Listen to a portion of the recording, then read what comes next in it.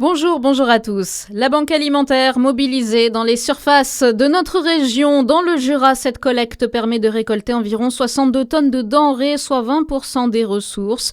En 2024, la Banque alimentaire a pu distribuer 620 000 équivalents repas à 5 500 bénéficiaires du Jura, un chiffre qui a augmenté de 10%. Les bénévoles seront à l'entrée de toutes les grandes et moyennes surfaces du Jura, mais aussi dans chacun des départements de Bourgogne-Franche-Comté.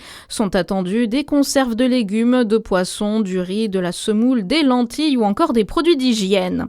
En Saône-et-Loire, de nouvelles règles dans le cadre de la lutte contre l'épizootie de dermatose nodulaire contagieuse bovine. Des autorisations de mouvement sont désormais accordées entre la pâture et le lieu principal d'élevage lorsque les deux sites sont situés en zone réglementée. Certains des lieux principaux d'élevage se situent en zone indemne et ne permettent pas le retour des bovins dans l'immédiat. Dijon Métropole ne veut plus voir de dépôts d'ordures et d'encombrants sauvages sur son territoire. Ces dépôts s'accumulent de plus en plus au pied des conteneurs ou directement sur les trottoirs.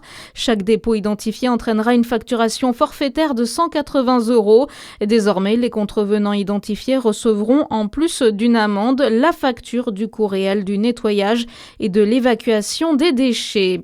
Le marché de Noël est de retour à Besançon. Jusqu'au 24 décembre, une quarantaine de chalets décorés et illuminés sont installés sur la promenade Grand-Vel et les places Pasteur du 8 septembre et de la Révolution. Sur cette dernière, vous pourrez même découvrir un triptyque sur le thème Noël autour du monde. Dans votre actualité aussi, les portables pourraient être interdits dans les lycées dès la rentrée prochaine. C'est en tout cas la volonté d'Emmanuel Macron.